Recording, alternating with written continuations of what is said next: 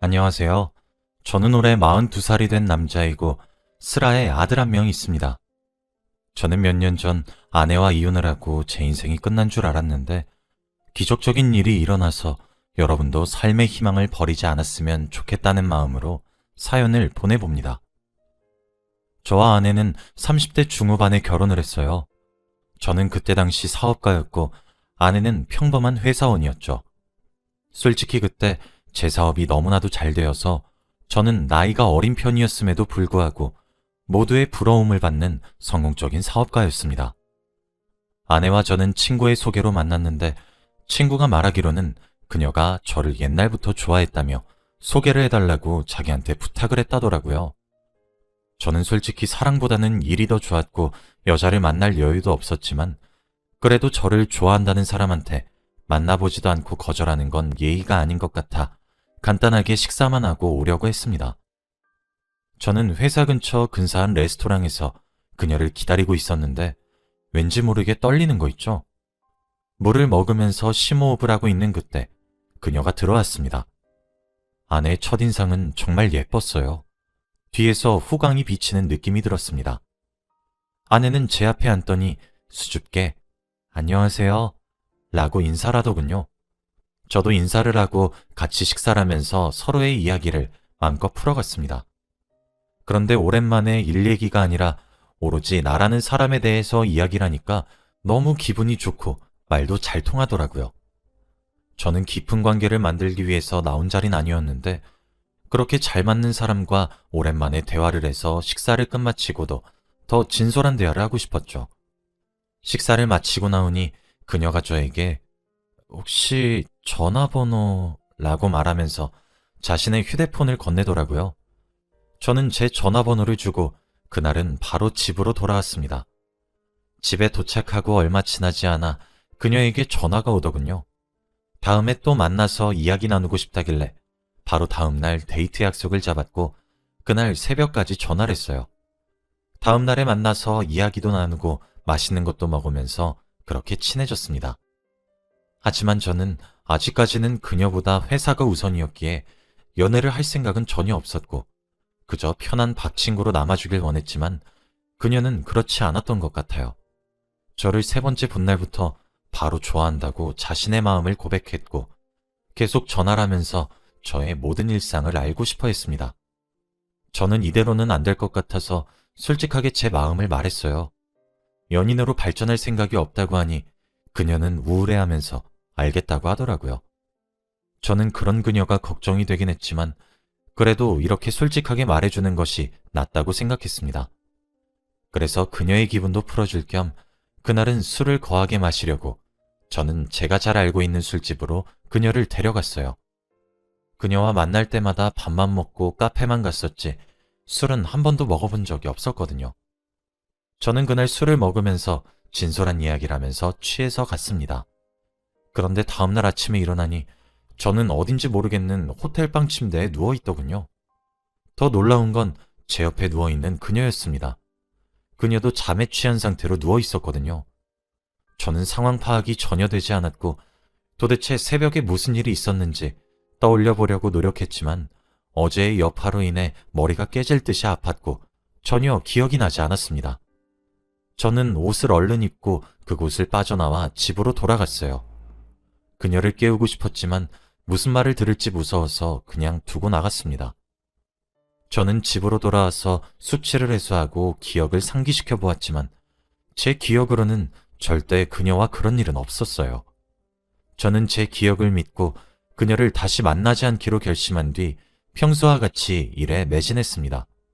그런데 그녀도 몇 주 동안 연락이 없더라고요. 저는 그렇게 저희의 관계가 끝난 줄 알고 저도 연락하지 않았습니다. 그런데 한 달 뒤 누군가 저를 찾아오더군요. 바로 그녀였습니다. 저는 비서에게 돌려보내라고 했지만 비서의 말로는 그녀가 제발 딱 한 번만 만나게 해달라고 사정사정을 한다고 하길래 어쩔 수 없이 그녀를 제 사무실에 들였어요. 그런데 그녀는 한동안 말이 없다가 테이블에 뭔가를 올렸는데 바로 임신 테스트기였죠. 두 줄이 명확하게 나 있었고 저는 멍하니 그것만 바라보고 있었습니다. 그녀는 이제 어떡할 거예요? 라고 한마디를 하더라고요. 솔직히 저는 그날 일 기억이 하나도 나지 않습니다. 죄송한 말씀이지만 제 아이가 맞나요? 무슨 소리를 하시는 거예요? 제가 여기저기서 꼬리 흔들고 다니는 여우 같나요? 그쪽밖에 없어요. 아, 그럼 어떻게 하시고 싶은지. 나을 거예요. 결혼해요, 우리. 저는 갑작스런 그녀의 말에 너무 당황스러웠지만 저도 제가 저지른 일에 책임을 져야 한다는 생각에 그녀의 말을 따르기로 했어요. 아내는 저희 집으로 짐을 다 옮겼고 그렇게 동거 생활을 했습니다. 결혼 전에 시댁분들 다 만나서 인사도 드리고 결혼식도 순탄하게 올렸어요. 아내와 저는 아무것도 모르는 사이였는데 한 집에서 같이 사니까 왠지 모르게 정이 생기면서 좋아하는 감정이 피어오르더군요. 근데 제가 일이 너무 바빠서 하루 종일 회사에 있으니 아내의 태교에 도움을 주지 못했습니다.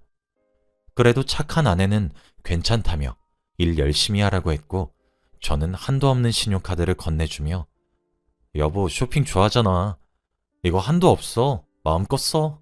라고 하며 아내의 기분을 풀어줄 수밖에 없었습니다. 그렇게 결혼 생활과 회사 일이 잘 흘러가고 있었는데 갑자기 회사 직원 중 한 명이 경쟁사로 가버리고 저희 회사의 정보를 다 빼내서 배신을 했어요. 그래서 저희 회사의 주가는 점점 떨어져 갔고 결국 부도가 나고 말았죠. 직원들은 한순간에 직장을 잃었고 저도 한순간에 빚만 3억이 되는 사람이 되었습니다. 그 직원은 단순히 경쟁사에서 월급을 더 올려준다는 조건에 올려서 저희 회사의 정보들을 다 가져다 준 것이더라고요. 그 직원 한 명 때문에 수많은 사람들이 일자리를 잃었죠. 저는 한순간에 빚쟁이가 되니까 세상이 다르게 보였습니다.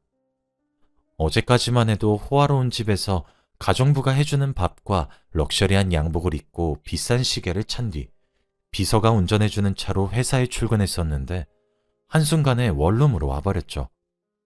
아내는 저에게 이게 무슨 일이야 도대체? 라고 하면서 화를 냈어요. 입이 10개여도 할 말이 없었고 저는 그저 미안해 만 반복해야 했죠. 저는 어떻게든 생계를 유지해야 했기 때문에 아침 저녁으로 막노동을 뛰고 새벽에는 택배 상하차 일을 하면서 겨우겨우 먹고 살 정도로만 벌었어요. 그런데 아내는 아이가 5살이 되었는데도 일을 할 생각은 하지 않고 그저 저에게 돈 벌어와만 반복했습니다. 제가 같이 맞벌이를 하자고 해도 내가 왜? 라고 말을 하는 거 있죠. 애가 어릴 때는 애를 돌봐야 해서 안 된다고 했지만 애는 매번 장모님께 맡기고 자기는 맨날 나가서 돈만 쓰고 왔습니다. 그리고 애가 좀 크니까 아예 당당하게 왜 자기가 돈을 벌어야 하냐면서 여자는 집안일만 하면 된다고 하더군요. 그래도 저는 한 집안의 가장이니까 최선을 다해서 아내와 아이에게 책임감을 가지기로 했어요. 그런데 아내가 저에게 아침밥을 차려주지 않더라고요. 저에게 밥은 차려주지 않고 애한테만 차려주고는 쥐꼬리 많은 월급 벌어오면서 뭘 얻어먹길 바래? 라는 말을 했습니다. 그래도 이 집이 이 정도로 굴러가고 있는 것도 저 덕분인데 손가락 까딱하지 않는 아내가 그렇게 말하니까 화가 나더라고요. 그뿐만이 아닙니다.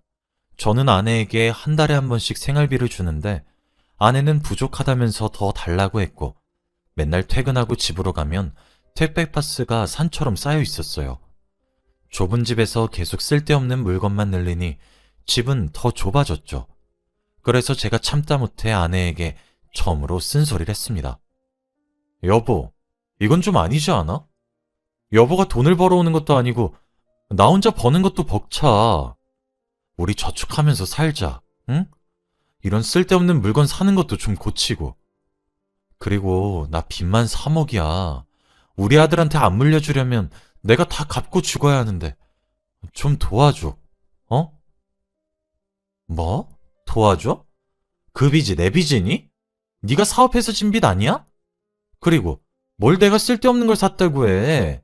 이거 시간 지나면 다 쓸 일 있어. 그렇게 싫으면 그냥 이혼해. 아내는 무슨 말만 하면 이혼하자는 말만 달고 살았습니다. 그럴 때마다 저는 안 된다며 우리 아들 보고 다시 생각해달라며 매달리죠. 아내와 같이 돈 문제로 이야기를 시작하면 다툼은 항상 일어났고 아내는 제 말을 절대 듣지 않았습니다. 고치라고 해도 절대 안 고치죠.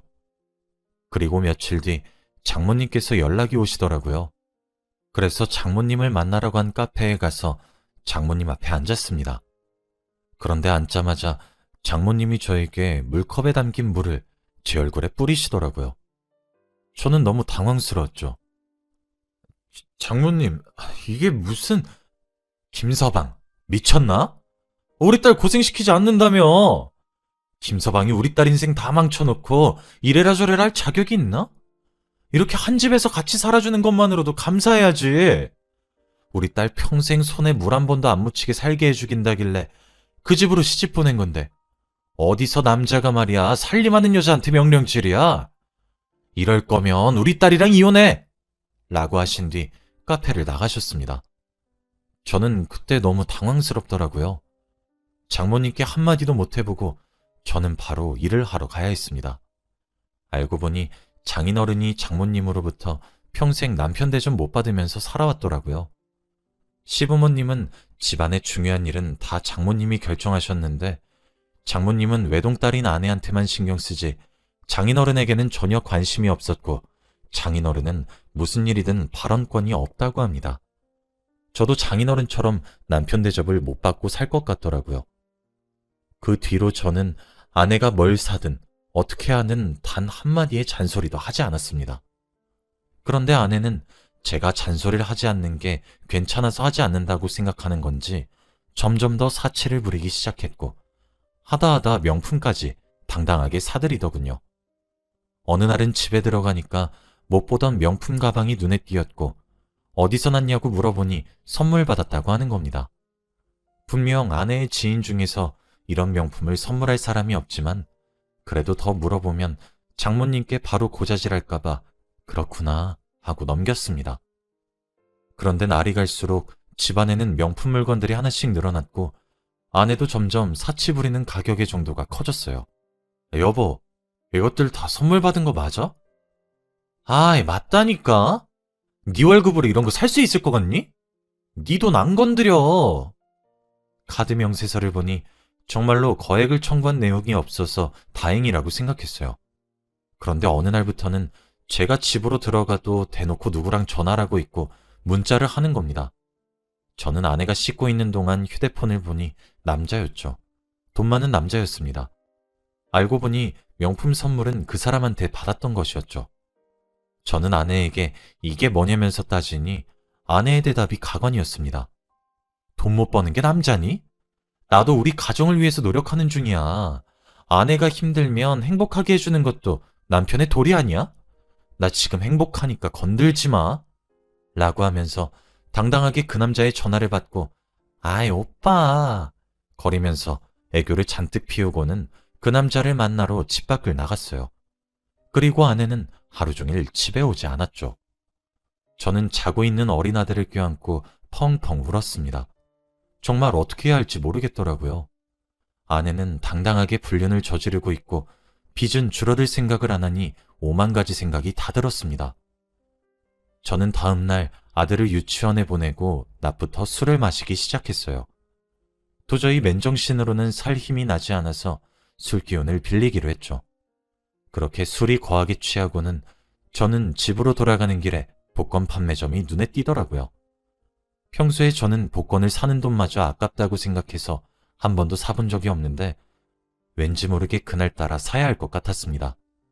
그래서 술 냄새를 폴폴 풍기면서 복권 한 장을 샀죠. 결과가 나올 때까지 며칠이 걸렸는데 저는 기대감도 없이 일만 했습니다.